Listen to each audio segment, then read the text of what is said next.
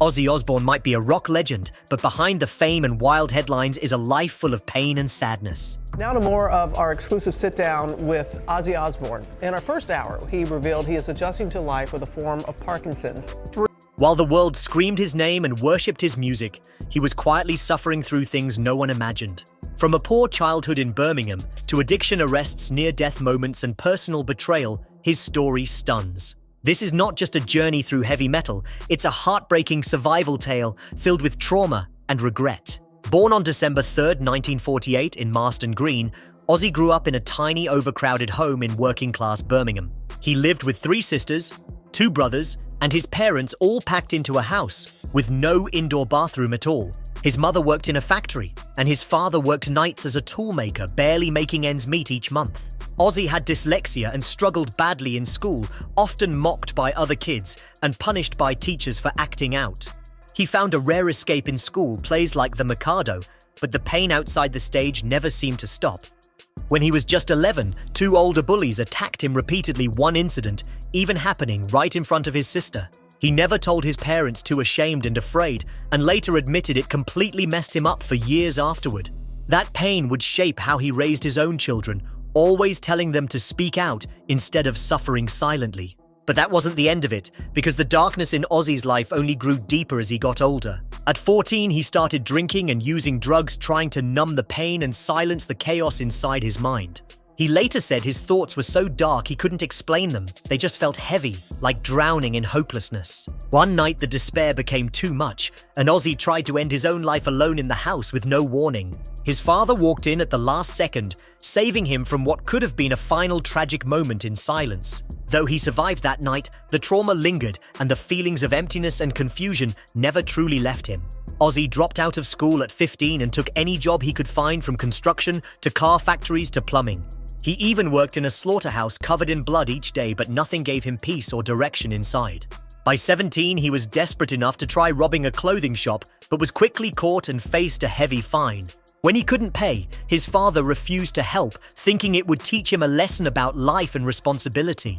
So Ozzy was sent to Winston Green Prison for 6 weeks, surrounded by older criminals in a cold, lonely, dark world. That time behind bars hit hard, and he later said it was the moment he realized he couldn't keep living that way. Even locked up and broken, he clung to one thing that still gave him hope, the dream inspired by listening to the Beatles. That dream stayed with him even when everything else around him was collapsing into pain, failure, and addiction. Ozzy's dream came to life when he formed Black Sabbath in 1968 and became the voice of heavy metal history.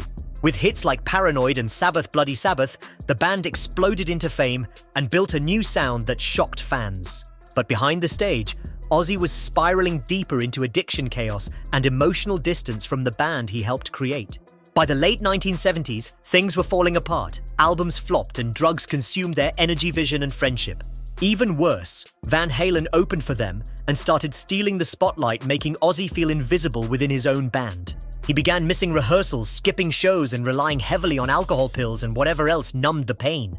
The rest of the band tried to help, but nothing worked, and in 1979, they made the impossible decision to fire Ozzy. He was devastated, feeling betrayed by the very people who were also battling their own addictions behind closed doors. Ozzy later admitted he was completely wasted during that time, but still believed he was unfairly pushed out by them. But instead of crumbling for good, he did the unthinkable. He launched a solo career that would redefine his legacy forever. In 1980, he released Blizzard of Oz, featuring guitarist Randy Rhoads, and the album was an unexpected massive success. It was followed by Diary of a Madman, and together with Randy, he found not only music, but purpose and healing. Ozzy and Randy were close friends and creative partners, building a sound that was bold, wild, and emotionally powerful.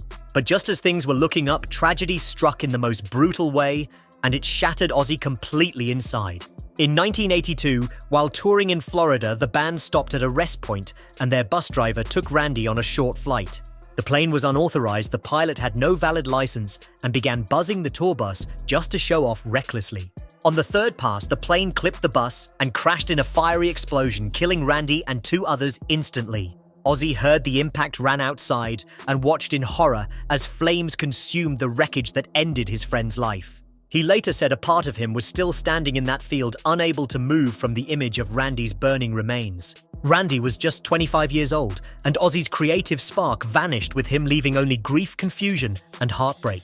Ozzy admitted it took years to record again because he was emotionally destroyed and barely functioning as a musician. He stayed on antidepressants for decades and called Randy his light, his partner, and the one person who gave him hope. But even that tragedy wasn't enough to stop the inner war because addiction was always lurking